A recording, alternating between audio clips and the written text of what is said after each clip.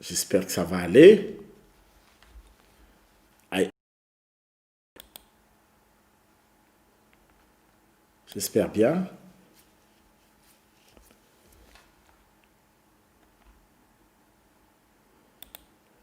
Avant que je ne commence.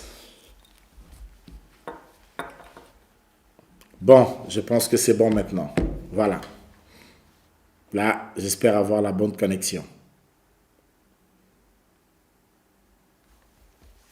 Alors, nous sommes dans la dernière semaine, le dernier jour de la semaine de la prophétie biblique. Et j'aimerais qu'on partage vraiment la parole de Dieu ce matin. Et j'ai comme l'impression quand j'active la caméra, c'est comme si ça bug.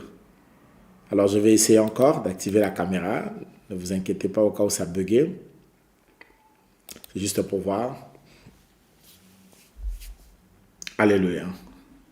Bon, je vais voir si ça va bien marcher. Bonjour chez vous, Maranatha, soyez bénis. Que Dieu vous bénisse. Recevez des grâces dans vos maisons, là où vous êtes, partout où vous êtes, dans n'importe quel coin du monde. Et je crois que Dieu est bon. Voilà. J'ai comme l'impression que c'est un peu stable maintenant.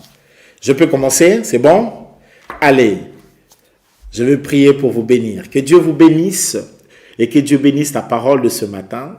Que Dieu bénisse nos cœurs et la joie dans nos cœurs dans le nom de Jésus. Que la parole de Dieu inonde nos cœurs et nous fasse du bien. Au nom de Jésus, nous disons Amen. Voilà.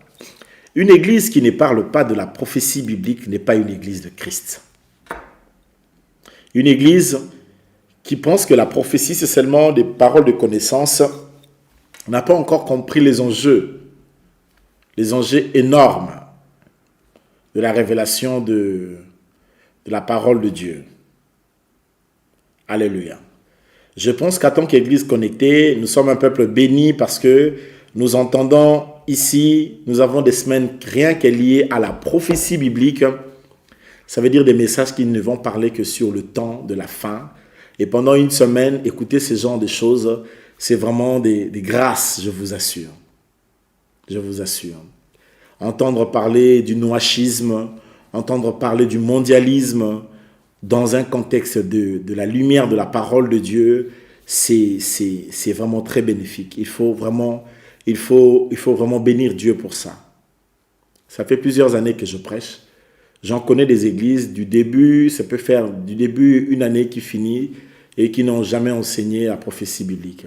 Il y en a même qui ne savent même pas qu'il existe un noachisme et qui ne savent même pas qu'il existe une différence entre la mondialisation et le mondialisme, qui ne comprend même pas tous ces genres de choses.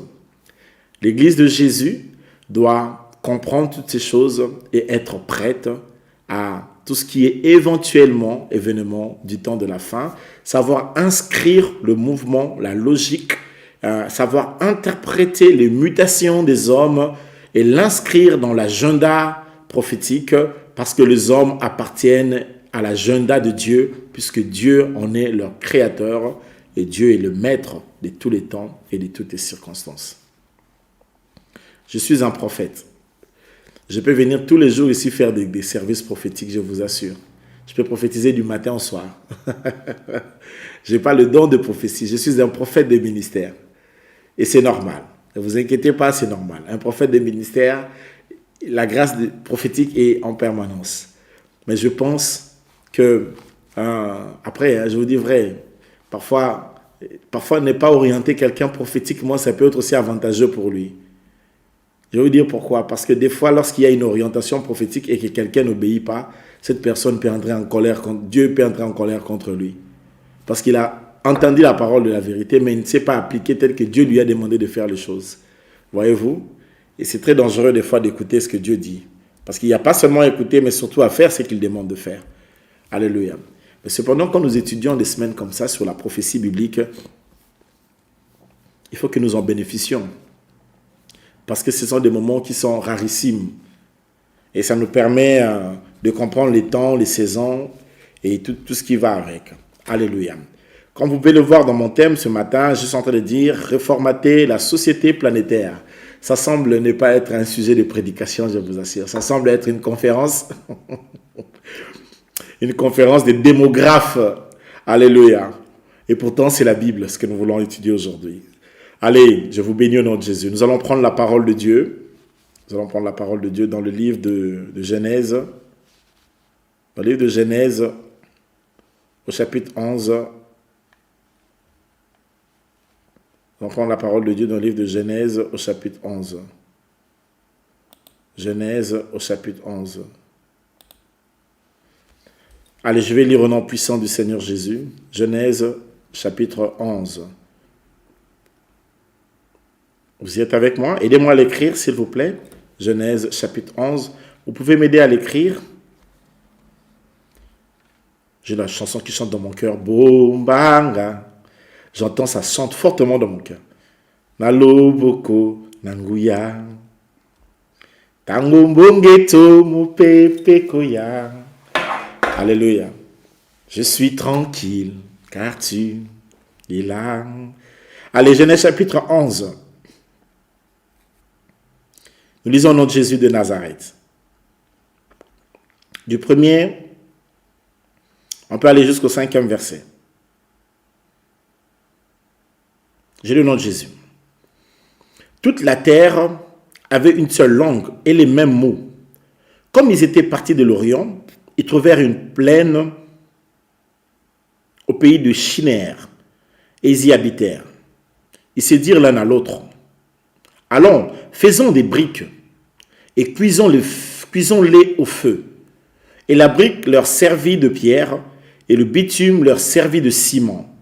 Ils dirent encore: allons, bâtissons une ville et une tour dont le sommet touche le ciel.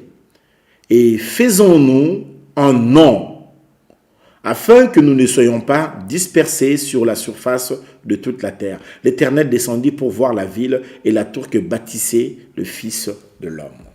Alléluia.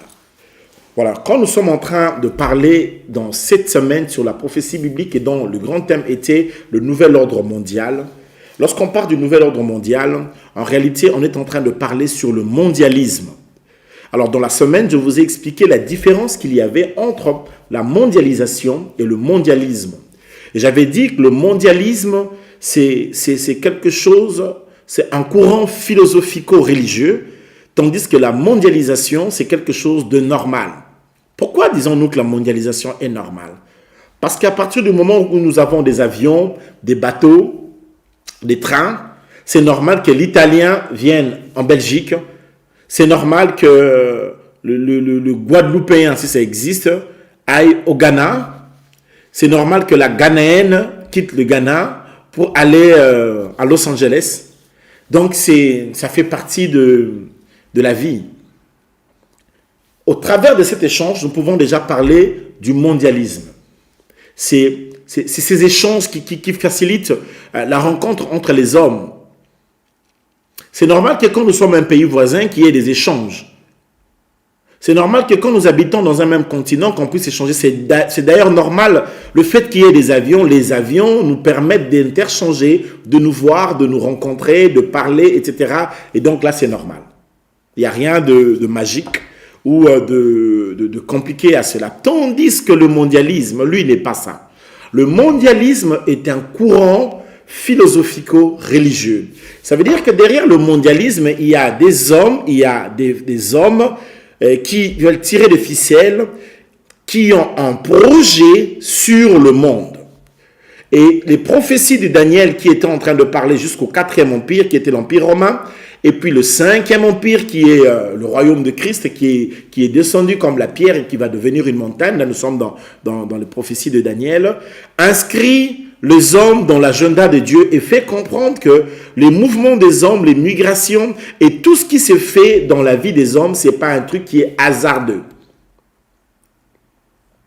C'est pas du tout hasardeux. Tous les mouvements des hommes, ce qu'ils font, etc., il n'y a pas de hasard. Et si nous vivons dans ce monde sans comprendre qu'il existe un mondialisme, ça veut dire des hommes qui ont une grande partie de la richesse mondiale, parce que environ 60% de la richesse mondiale est détenu entre les mains d'à peu près 11% de la population mondiale. Alléluia. Donc, il faut reconnaître que nos richesses dans ce monde sont très mal redistribuées. Pourquoi? Parce qu'aujourd'hui, je pense que si Paul était en vie, il allait écrire un texte sur le défi qu'il y a dans le christianisme d'aujourd'hui avec le capitalisme. Et je crois qu'aujourd'hui, l'argent, Dieu, ça veut dire ainsi, le capitalisme est devenu aujourd'hui une sorte de gangrène dans la société dans laquelle nous sommes en train de vivre. Et il faut que les enfants de Dieu aient une très bonne lecture sur cette situation. Parce que si les gens sont pauvres, les gens ne sont pas pauvres parce que le monde est pauvre. Dieu a doté de cette terre de tellement de richesses qu'on pouvait bien se le redistribuer et chacun pouvait avoir sa part. Mais si le monde est pauvre, c'est parce qu'il y a une catégorie de personnes qui ont décidé, eux, non seulement de s'enrichir, mais de s'enrichir sur le dos des autres personnes. Ça veut dire, lorsqu'on parle par exemple des marchés, permettez, hein, c'est une semaine prophétique, bon, mon expression est un peu permis un peu du côté scientifique un peu. Lorsqu'on parle par exemple des marchés, il y a des gens qui vont parfois geler le riz pour créer l'absence du riz dans le monde, pour jouer sur la loi de l'offre et de la demande. Comme ça, comme il y a pénurie de riz, le prix de riz va augmenter et quand les prix des riz vont augmenter, ils vont libérer les riz et les gens vont manger les riz. Mais pendant que tu retiens les riz, il y a un petit enfant dans un coin du monde, au Kyrgyzstan, au Pakistan, ou je ne sais pas moi, en Éthiopie, qui lui n'arrive pas à manger et une famille qui est en train d'avoir des problèmes, et un enfant qui n'a cependant pas bien mangé, cependant mal nourri, cependant quoi chocoré, cependant va mourir. Et là, les gens ne se rendent pas compte du mal, parce que quelqu'un est tourné que vers le profit. Et toutes ces choses sont bel et bien inscrites dans l'agenda et dans la révélation prophétique, où même Jean est en train de parler sur ce qui va advenir notre monde dans le temps de la fin, le temps dans lequel nous sommes en train de traverser. C'est pourquoi j'ai dit dans la semaine, être riche, bêtement riche, ça ne sert pas. Ça ne sert pas d'être riche si cet argent que tu as ne peut pas aider un peu tout autour de toi, et si ça ne peut pas servir pour la cause du Seigneur d'abord, si ton argent n'est pas là pour des raisons évangéliques, ça ne sert pas. C'est inutile cet argent-là. Si tu es riche pour rien, il y a des millions de gens qui meurent de faim, et il y a encore aujourd'hui beaucoup de coins de pays africains où les gens vivent encore comme dans l'âge de la pierre taillée. Souvent, je l'ai dit, il y avait un évangéliste qui venait souvent, qui on envoyait souvent au niveau de notre église à Kinshasa. Il allait dans une région du Congo. Dans cette région-là, la plupart des femmes n'avaient plus d'habits. Elles n'avaient même pas un habit pour porter dans le corps. Donc, il lui est arrivé de rencontrer une situation où ces femmes étaient enfermées dans une maison et n'avaient qu'une pagne. Et ne sortaient de cette maison-là que la femme qui portait les pagnes pour aller acheter quelque chose ou pour aller faire. Et quand ils rentrent dans cette maison, tu enlèves les pagnes parce qu'il faut protéger ces pagnes-là, ça ne doit pas s'abîmer. Si les pagnes-là s'abîment, elles vont toutes rester une dizaine. Elles étaient obligées de rester en tenue d'Ève parce qu'elles n'ont pas de... C'est grave. C'est terrible. Alors quand je reviens vers toi pour compter le nombre d'habits que tu as, sérieux, et que tu comptes encore en acheter, sérieux, alléluia. Donnez-moi un amen, je vais parler ce matin, je vais vous dire des choses très importantes. Alléluia. Bien-aimés dans le Seigneur. Regardez de telles injustices. Pourquoi ces femmes-là n'ont pas d'habits? Ce n'est pas parce qu'il manque des tissus. C'est parce qu'il y a une catégorie de personnes, eux, s'enrichissent sur les dos des autres. Et les autres gens souffrent et périssent. Et c'est comme ça, lorsqu'on parle de l'Antichrist, il ne s'agit pas des démons spirituels d'abord. Il s'agit réellement des réalités spirituelles, mais ces démons s'en prennent des hommes. Les démons ne peuvent pas agir s'ils ne prennent pas le contrôle d'un homme. Ces esprits prennent le contrôle des hommes, et ces esprits-là qui prennent le contrôle de ces hommes prennent la gestion des gouvernements, parce que pour gérer les hommes, il faut tenir l'appareil politique de ces hommes. Et lorsque les démons qui remplissent le corps, franchement, je vous dis, il y a d'autres choses quand je regarde, permettez-moi de le dire, dans le milieu des hommes politiques, je me dis, quand tu es un humain, tu as été président dans un pays, à supposer pendant une année, et tu as laissé les gens mourir de faim. Toi-même, tu es sorti président de ces pays-là avec minimum 40 milliards. Tu penses encore revenir président. Des fois, nous ne comprenons pas. La plupart des gens qui étouffent la destinée des vies des hommes, ce sont des hommes politiques. Mais pourquoi? Parce qu'ils sont habités par des démons. Raison pour laquelle il faut beaucoup prier pour ces hommes politiques. Parce que le salut de plusieurs personnes, la vie de plusieurs personnes en dépendent. Nous dépendons du Seigneur. Mais il y a au milieu de nous encore des païens, des gens qui ne connaissent pas le Seigneur. Évidemment. Alléluia. Et aussi, non seulement le fait que nous dépendons du Seigneur, mais aussi le fait que ces gens-là, ce sont des gens qui prennent des décisions, et ces décisions-là engagent les hommes. Alléluia. Voilà pourquoi, souvent, moi, j'encourage les enfants de Dieu à être présents dans des appareils de décision.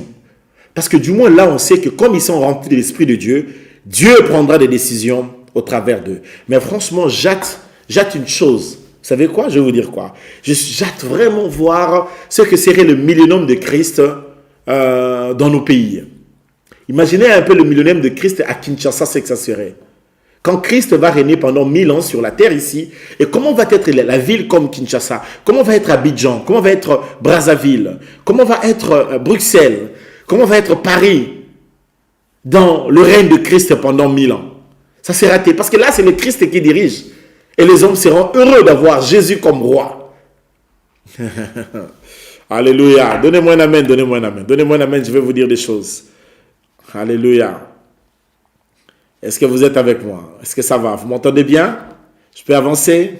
Kenai continue? Bon, voilà. Écoutez-moi très bien. Dans le texte que nous venons de lire aujourd'hui, c'est le texte qui nous parle de Nimrod. Nimrod, que l'histoire appelle comme étant Sargon Ier. Dans le livre d'histoire, celui que tu as étudié comme Sargon Ier, c'est Nimrod. Nous sommes en Mésopotamie ici, et ici, dans le contexte dans lequel nous sommes,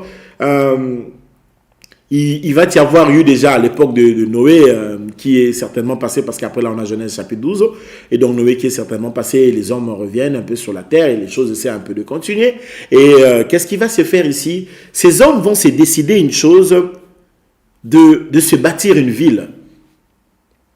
Et donc, ils sont en train de se bâtir une ville et ils étaient en train de construire une tour. Souvent, les gens croient que Dieu était contre cette tour. Ou que cette tour faisait peur à Dieu. Bien sûr que non. Évidemment, que cette tour qu'ils étaient en train de bâtir était l'expression des hommes ces personnes qui veulent réussir par eux-mêmes. Ces personnes qui croient que qui croient par moi-même j'arriverai. Par moi-même je ferai. Je n'ai pas besoin de Dieu. Je n'ai pas besoin de ceci. Lorsque nous sommes en train de parler sur reformater la société planétaire, c'est parce qu'il y a des gens qui sont en train de s'imaginer qui n'ont pas besoin de Dieu. Il y a dans nos sociétés des hommes qui pensent qu'ils n'ont pas du tout besoin de Dieu. J'aimerais que vous arrivez à me comprendre. Alléluia. Ces hommes ici qui étaient en train de bâtir la ville, ils se sont dit qu'ils vont bâtir leur ville. C'était l'expression de ces hommes qui peuvent se sauver par eux-mêmes. J'entends souvent les gens qui disent que pour eux, l'argent est Dieu. Son Dieu, c'est son... Il y a des gens qui ont divinisé leur travail. Donc, s'il fallait choisir entre son travail et Dieu, il allait choisir son travail. Il y a des gens qui ont divinisé aussi leur mari, leurs femmes ou leurs enfants. Surtout l'Europe. En Europe, il y a beaucoup d'enfants Dieu. Ce genre d'enfants qu'on ne peut ni reprocher, ni interdire de faire quelque chose parce que son père ou sa mère va se fâcher. Ce genre d'enfant qui, depuis qu'il est venu dans ta vie, directement ta vie de prière a cessé. Tu vois, l'enfant qui est venu dans ta vie, quand il est arrivé dans ta vie, tu ne pries plus comme tu priais avant. Ce mariage-là, depuis que tu l'as eu, tu as abandonné. Il y a des gens, parce qu'ils ont eu une bénédiction matérielle, ils ont abandonné la foi. Ils ont abandonné, parce qu'ils se sont réaliser. Peut-être il croit que c'est ça son paradis. Alors si quelqu'un vraiment prie simplement pour avoir une maison, pour avoir une voiture, pour avoir un bien matériel, mais à partir du moment où il a le bien matériel, il est déjà dans son paradis, quoi. Donc cette personne-là n'a plus besoin de chercher la face de Dieu et ça devient un peu délicat. Alléluia. Regardez un peu ce qui se fait dans les textes que nous sommes en train de lire. Ces gens veulent se sauver par eux-mêmes. Ils veulent bâtir leur propre tour. Le salut de l'homme ne peut pas venir de lui-même. Tu dois compter sur le Seigneur. Alléluia. Come on, tu peux dire avec moi, je compte sur le Seigneur. Quelqu'un peut m'aider à le dire. Dis ça avec moi ce soir, ce matin plutôt. Je compte sur le Seigneur. Alléluia. Dieu veut que nous comptions sur lui, que nous lui fassions confiance et que nous nous appuyions sur lui. Quelqu'un peut m'aider à le dire, je compte sur le Seigneur. Alléluia. Tu n'as pas à compter sur quoi que ce soit. Ni sur ton compte bancaire, ni sur ton travail, ni sur ta beauté, ni sur ton argent, ni sur tes capacités, il y a des gens qui disent je suis intelligent.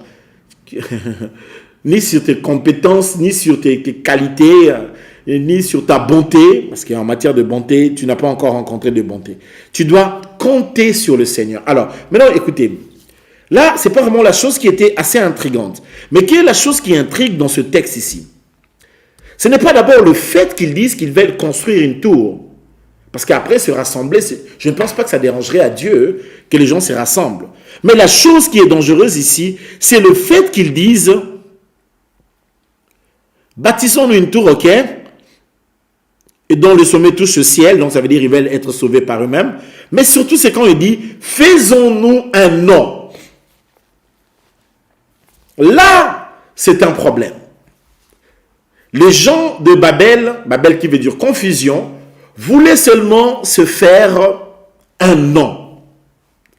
Or, vous savez, quand Dieu a créé l'homme et la femme, et il a fait défiler devant eux les animaux, et l'homme était en train de nommer les animaux. Le nom, dans la pensée biblique, le nom c'est quelque chose d'extraordinaire. Le nom est puissant. Je le dis souvent que le nom est une mission, le nom est un sacre, le nom est une onction, le nom est un projet, le nom est un rêve. Voilà, le nom c'est un avenir, le nom est une projection. C'est interdit de donner n'importe quel nom à ton enfant. Toi, tu vois seulement une star de télévision comme ça et que tu aimes bien, tu dis « Oh non, je donne tel nom parce que j'aime bien cette fille-là. Voilà, ma fille aussi va s'appeler comme ça. » Tu vas appeler les esprits qui sont dans cette fille-là de venir entrer dans le corps de ta fille. Alléluia. Alors, je vais vous choquer par ce que je vais dire. Je sais que beaucoup de gens vont être choqués, mais laissez-moi vous choquer. Ne soyez pas pressés de donner le nom de vos pères, de vos mères à vos enfants. Ne soyez pas pressés. Toi, ton père occultiste, ta mère sorcière, tu prends le nom de ton père, de ta mère là, ou de ta tante la sorcière, ou de ton oncle la sorcière, ou de ton petit frère, de ton grand frère, que c'est encore de ton ami que tu aimais, tu donnes à ton fils.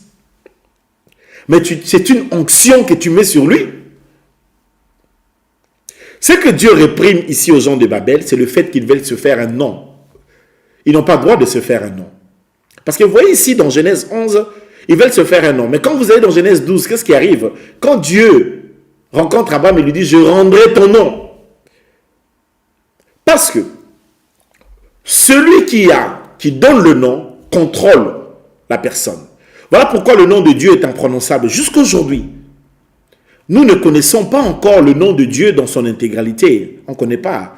Parce que le nom que Dieu nous a donné, c'est YHWH. Il n'y a pas de son, il n'y a que des consonnes. Même quand nous disons Yahweh, c'est nous qui avons mis le son A et le son E. Mais Dieu n'a pas mis ce son-là. Dieu nous a donné son nom YHWH. Prononce ça. Le nom de Dieu est imprononçable. C'est pourquoi on l'appelle l'être invariable. Son nom est imprononçable. Alors voilà pourquoi souvent on l'appelle Hachem. Hachem veut dire celui-là. On ne peut même pas citer son nom parce que c'est imprononçable. Bon voilà, je reviens à ce que je suis en train de dire. Ici, il y a l'orgueil. Nous allons nous faire un nom. Nous allons bâtir une société par nous-mêmes, une vie par nous-mêmes. On n'a pas besoin de Dieu. Alléluia. Alléluia. Quelqu'un est avec moi ce matin. Donnez-moi un amen si vous êtes avec moi. Je vais entrer maintenant dans le fond de la pensée aujourd'hui. Alléluia. Aujourd'hui, nous avons une société planétaire qui veut se faire elle-même un nom. Nous sommes en train, l'homme est une société dans laquelle il est en train de retirer Dieu. Il veut lui-même être maître de tout, connaître tout, tout faire. Alors aujourd'hui, il y a une foi qui est mise en la science. Alors je suivais dernièrement un documentaire où quelqu'un était en train de dire qu'ils sont en train de chercher le vaccin de l'immortalité. Heureusement qu'ils n'en trouveront pas, ne vous inquiétez pas.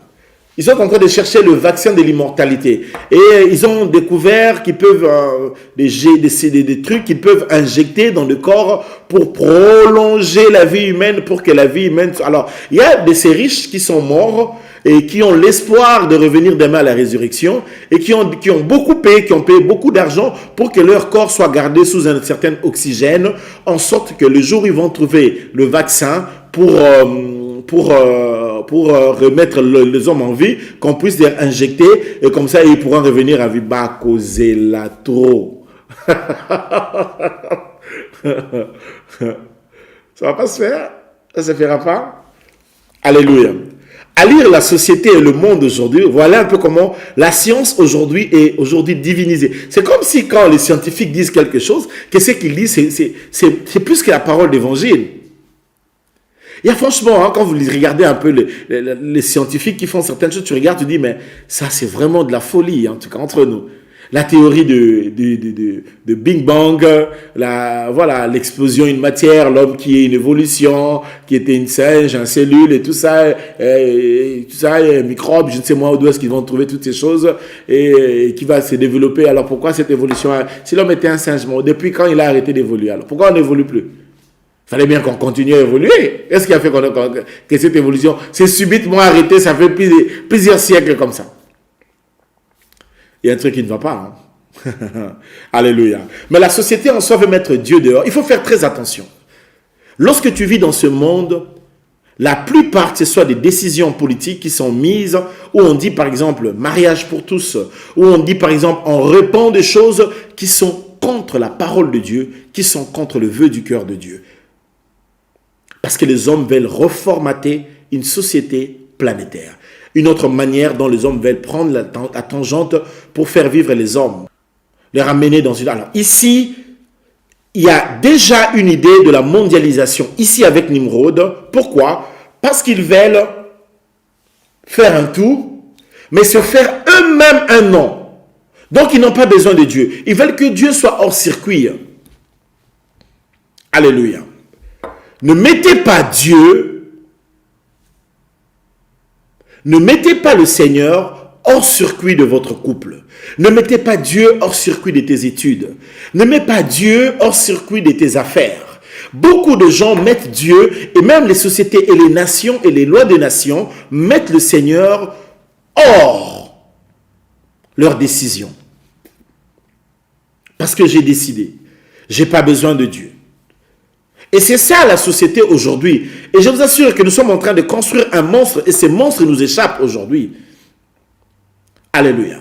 Il n'y a pas plus tard qu'hier, j'ai regardé un truc sur Yahoo, c'était, on mettait en ligne un truc sur ces enfants qui ont décidé de changer de sexe.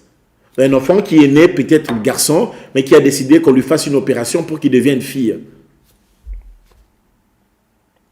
Alléluia. Et vice-versa. Alléluia. Nous allons où? Où allons-nous? Et simplement, ce que les hommes attendent, c'est de mettre Dieu hors leur circuit. Et c'est ce que les gens de Babel ici avaient fait. Et c'est ce qui s'est fait dans le monde aujourd'hui. On est en train de faire douter les gens. Il n'y a jamais dans l'histoire de l'humanité, l'homme a été athée. L'homme était un croyant et les athées étaient une minorité. Mais aujourd'hui, la majorité, une sorte de morale laïque, une sorte de laïcité. En fait, il y a en réalité, je l'ai dit dans la semaine, une religion laïque qui se met en place. Où on bénit le mariage d'une manière laïque, où on fait même un culte laïque à l'église. On est dans un délire, je vous assure. Alléluia. Et je connais un gars qui est un prof de religion athée. Il est athée, mais il donne le cours de religion. Ah là là là là là. Et il vous parle sur Moïse, il vous parle sur Abraham, il vous parle sur Jésus, mais il ne croit pas en ça.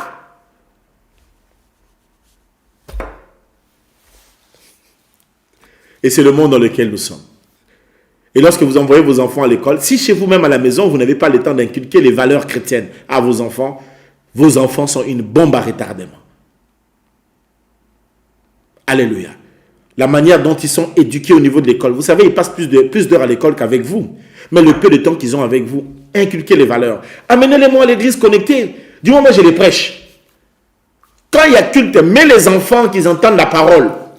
Ne dites pas qu'ils sont enfants. Aujourd'hui, c'est dimanche. Ils peuvent encore un peu dormir jusqu'à même 11 heures. Tu ne comprends pas les choses. En fait, tu ne comprends pas ce qui se fait. Tu ne comprends pas. Et quand le Seigneur te regarde comme ça, il te dit, toi, tu vas pleurer. Oui, si tu te comportes comme ça, tu pleureras. Attends, quand il va venir te montrer son fiancé, alors qu'il est garçon, il va t'amener son fiancé à 18 ans. Les jours où tu verras son fiancé à 18 ans, alors que ton fils t'a non pas sa fiancée, mais son fiancé. Ces jours-là, tu auras songé à l'église connectée. Alléluia. Des fois, les gens sont distraits. Les parents aussi, parfois, sont distraits. Ils passent tout leur temps à se disputer. Ils passent tout leur temps à s'invectiver, à se chamailler. Ils passent tout leur temps dans des débats inutiles. Tu m'entends là. Ça fait peut-être 2 mois. Tu ne parles pas avec ta femme ni avec ton mari. Vous ne vous parlez pas. Vous êtes là. Vous passez tout votre temps bêtement à vous chamailler. C'est du n'importe quoi. Au lieu d'être bien et de regarder ensemble la direction de l'avenir de vos enfants. Attendez. Ce que vous faites là, vous allez récolter, la surprise vous attend devant. Et ça sera irrattrapable. Hein? Si vous ne vous rattrapez pas maintenant, ça sera trop tard. Le diable joue ses cartes, il déplace très bien ses pions. Et nous sommes dans une société comme ça. Et nous avons des gouvernements qui ne veulent pas de Dieu. Qui prennent toujours des lois contre Dieu. Je vous assure. Alors, la dernière, on vient de m'informer, là, en Hollande, il y a une loi qui vient de sortir. D'abord, en Hollande, ils ont l'euthanasie des enfants. Les enfants peuvent se tuer entre eux. Ils ont tellement de lois un peu occultes. Alors là, maintenant, là, ils ont mis en place un truc dans leur restaurant qu'ils sont en train de tester. Si vous allez manger et que vous n'avez pas l'argent pour payer, vous pouvez vous faire payer en nature. Donc, à supposer une fille va manger là-bas et puis elle n'a pas l'argent et puis on lui dit non, paye, non, tu ne peux pas payer. Bon, d'accord, on va chercher un monsieur qui va venir et puis ils vont s'accoupler ensemble. Donc, elle a payé la facture du restaurant. On est dans un délire. On est dans un délire. Le monde va de mal en pire. La situation est en train de s'aggraver. Et pourquoi? Parce que Jésus est en train de venir et nous allons vers le temps de la fin. Souvent, j'entends des prédicateurs qui attendent vers le temps de la fin un très grand réveil. Frère, moi je pense que vers le temps de la fin, il y aura plus un grand sommeil. Je le pense souvent. Je le veux de tout mon cœur qu'il y ait un grand réveil. Franchement, je le veux de mon cœur. Qu'il y ait un très grand réveil. Mais quand je lis la Bible, j'ai comme l'impression que souvent, dans le temps de la fin, la situation va s'empirer. Le mal va s'empirer. Il y a des gens qui croient que le bien va s'empirer, mais je pense, moi, que j'ai raison de dire que le mal va s'empirer, parce que même Jésus dit, il en sera comme au temps de Sodome et Gomorrhe. Il en sera comme au temps de Lot. Donc ça veut dire que dans ces générations-là, le mal était grave. Mets tes enfants à l'abri. Mets ton foyer à l'abri. Je me souviens, dernièrement, d'une femme qui pleurait parce qu'elle connaissait, elle était avec son mari et pourtant elle ne savait pas que son mari était un bisexuel. Un bon matin, elle va attraper son mari aussi avec son autre femme et c'était devenu assez délicat. C'est compliqué. Comprenez ce que je veux dire? Alléluia. C'est plus que compliqué toutes ces choses. Et que Dieu nous aide. Dieu aide cette génération qui est vraiment en perte de vitesse. Et ce matin, c'est un peu ça. Alors, puisque nous sommes en train de parler sur ça, sur reformater la société planétaire. Le deal dans le mondialisme, c'est de tout reformater. Il faut casser les nations. Il faut casser déjà la notion de la famille père, mère, enfant, c'est cassé. Il faut casser même aussi parfois l'homme, la paternité, le masculin doit être réduit. Il faut casser les valeurs de la famille, il faut casser la nation, il faut créer les régions du monde, faire des régions du monde, des super régions dans le monde qui sont autonomes des États, qui ne dépendent pas de l'État, la Flandre, la Catalogne, les régions du Grand Lac. Et il y en a un peu par-ci, par-là. Il y en a un peu de toute façon, à gauche, à droite, de plusieurs manières. Et faire de l'homme du XXIe siècle un homme moderne, mais aussi nomade. Bouger les populations d'un coin vers un autre afin de casser l'homogénéité des nations, des peuples.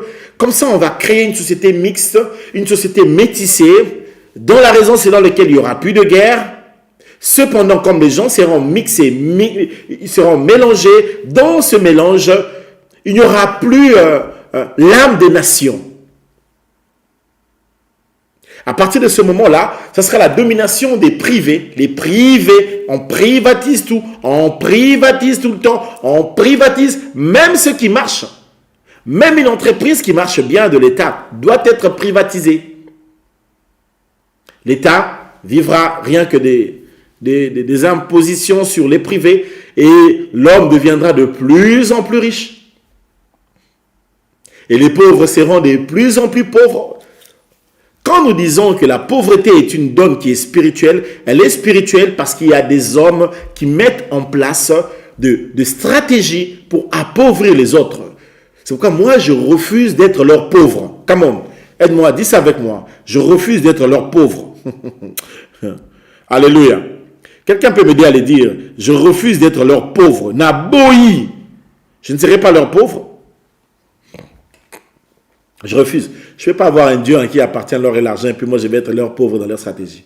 Alléluia. Même s'ils font quoi? Dans leur occultisme, dans leur boîte diabolique, ça ne va pas m'atteindre. Moi, je vais réussir, je vais prospérer à tous égards, parce que j'ai avec moi l'antidote. C'est lui qui est en moi. Il est dit, petits enfants, c'est lui qui est en vous, est plus grand que celui qui est dans ce monde. Alléluia.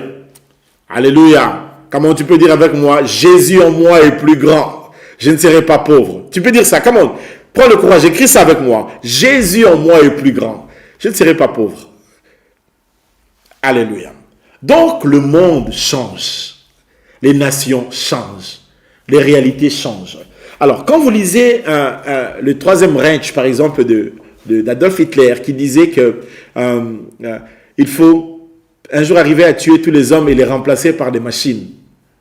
C'était ça un peu le deal avec Hitler à la fin, quoi. Et surtout l'Afrique, là, il faut d'abord prendre tous les Africains, leur faire travailler, après les tuer tous. Ah, Seigneur. Et c'est des hommes. C'est pourquoi si vous ne prenez pas les hommes politiques au sérieux, vous rêvez. Il faut prendre ces gens très au sérieux. Il faut prier pour empêcher certains d'entrer au pouvoir. Je vous assure, quand il y a des élections, priez bien. Ne soyez pas là. Si vous ne priez pas, vous allez subir. Par exemple, quand il y a l'élection des États-Unis, là, il faut prier. Il faut faire Moi, j'ai mon candidat pour qui j'ai prié, mais l'autre là, je vais lui faire des erreurs. Je vais prier qu'il fasse tout le temps des erreurs pour qu'il ne soit pas voté. Parce que quand vous laissez des gens méchants prendre le contrôle des appareils, quand même dans ton entreprise, tu es en train de travailler dans une boîte où il y a des occultistes, et que votre chef là qui est occultiste est mauvais, mais il va vous faire subir des choses.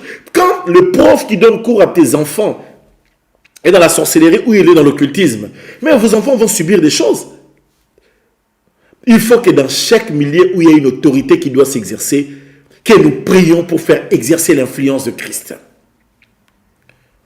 Alléluia. Si quelqu'un m'entend qui me donne un amen ce matin. Parce que le but ici, dans le mondialisme, c'est ça, réformater la société planétaire. Il faut un monde sans âme. Et là, je vous assure, ils ont bien avancé dans leur projet du mondialisme. C'est très bien mis en place. Mais il faut que l'Église chrétienne soit prudente. Il faut que les enfants de Dieu se réveillent.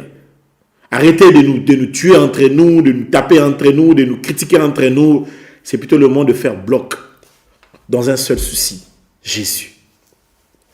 Dans notre seul souci, Jésus.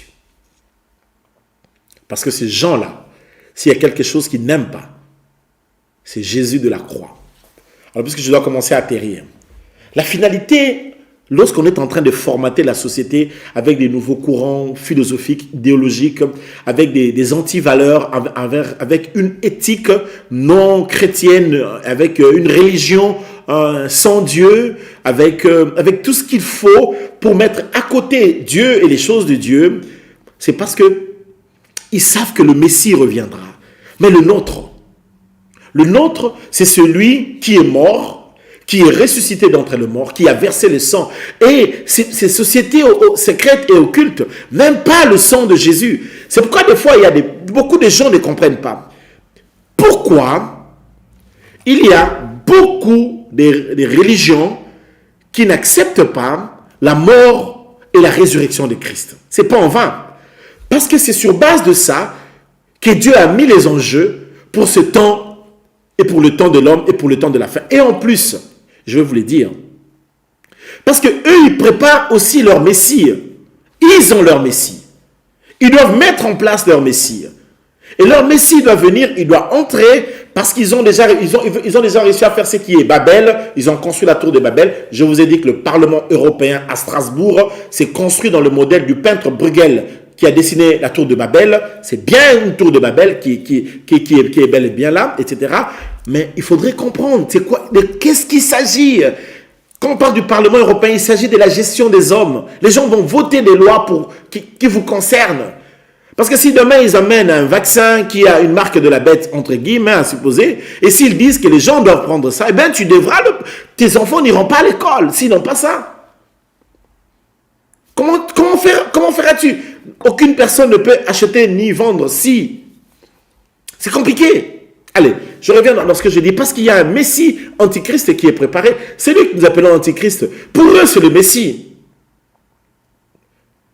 Et puisqu'il va gérer tout l'argent du monde, puisque je vous ai dit qu'il n'y aura plus de papier, il n'y aura que l'écriture électronique de l'argent, le compte bancaire. Mais quand tu as un compte bancaire, mais qui gère les comptes bancaires? Mais c'est pas des machines, il y a des hommes qui sont derrière là. Alors pour la petite histoire, vu du temps, dans un pays africain, dernièrement, les États-Unis venaient de frapper un de leurs chefs. Et lorsqu'ils disent à leur chef que non, on a frappé, on a gelé vos avoirs, et un général qui était là, on lui a dit qu'on a gelé tes avoirs, le général a dit, je n'ai rien aux États-Unis. S'ils vont geler, qu'ils gèlent, je n'ai pas de maison là-bas, je n'ai rien, je n'ai ni maison, je n'ai rien acheté là-bas aux États-Unis. Bon. Quand ils disent qu'ils gèlent, ils gèlent quoi? Et le général a posé la question, s'ils gèlent quoi? Ils gèlent quoi en réalité? Bon, s'ils veulent geler, ils peuvent geler. Ok. Et eux, ils ont gelé. Alors, le gars ne savait pas qu'il avait un compte bancaire, parce que comme il avait un compte bancaire en Afrique, ce que lui ne comprenait pas, c'est que le compte bancaire dépend d'un code SWIFT, et le code SWIFT ne se trouve qu'aux États-Unis, il n'y a que les Américains qui ont ça. Ils gèrent ça. Et ils sont allés là-bas, ils ont tapé, ils ont vu son compte bancaire qui était en millions, ils ont bloqué, fini au bouton. Le gars s'est réveillé un bon matin, je ne sais pas moi, il voulait acheter du Pampers pour son enfant. Il est allé pour retirer l'argent en banque. L'argent ne sortait pas. À côté de ses cartes, l'argent ne sortait pas. Il a dit, mais qu'est-ce qui se passe? Il allait leur dire que non, ma carte a été détériorée.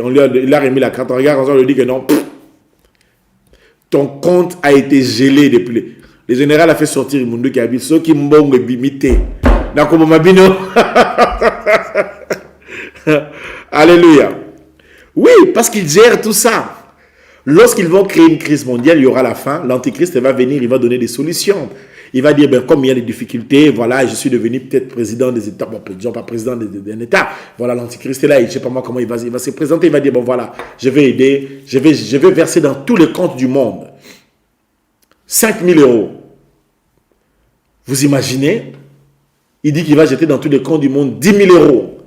Tout le monde va avoir 10 000 € dans son compte. Vous vous imaginez comment les gens vont... J'exagère, je sais, j'exagère. Combien les gens... Quand la Bible dit que les gens étaient dans l'admiration de la bête, c'est pas en vain. Parce que les choses qu'il va... Les dons qu'il va commencer à faire aux hommes, les gens vont commencer à dire, oh voilà, c'était l'homme politique par excellence.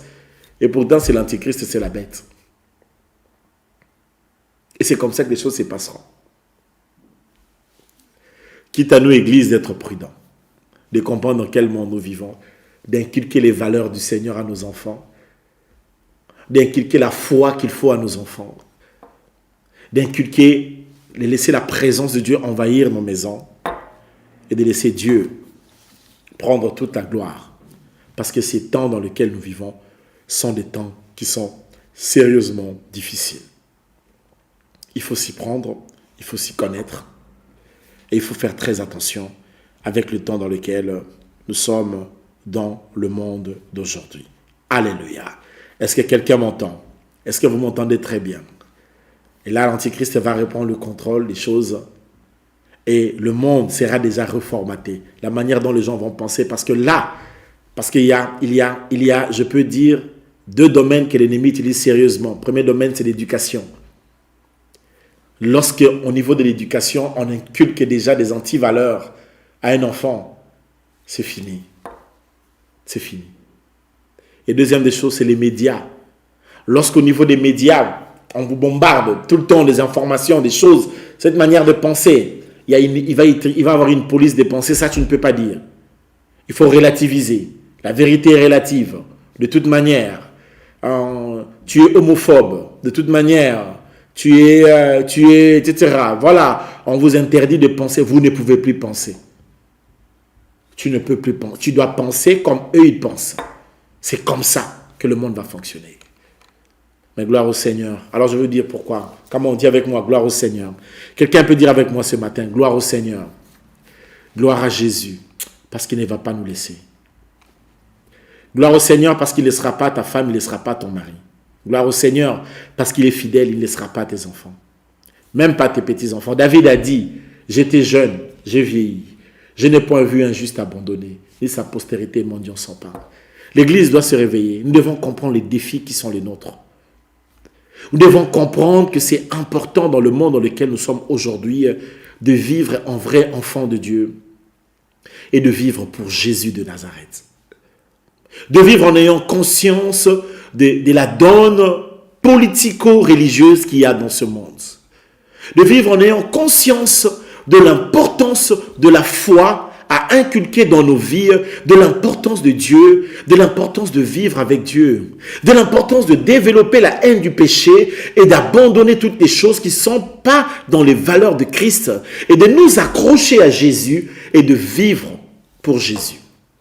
Il nous faut une génération des hommes et des femmes qui ont la passion de Christ, qui comprennent les enjeux du reformatage de la société planétaire et qui, eux, veulent que dans notre monde, qu'on parle de Jésus, que les valeurs chrétiennes restent et que la probité morale soit encore prônée, qui veulent encore croire à la notion de la famille dans la version de Dieu, à la notion de la vie dans la versus de Dieu comme Dieu le voit, et qui croient en Dieu, qui s'empouillent à lui.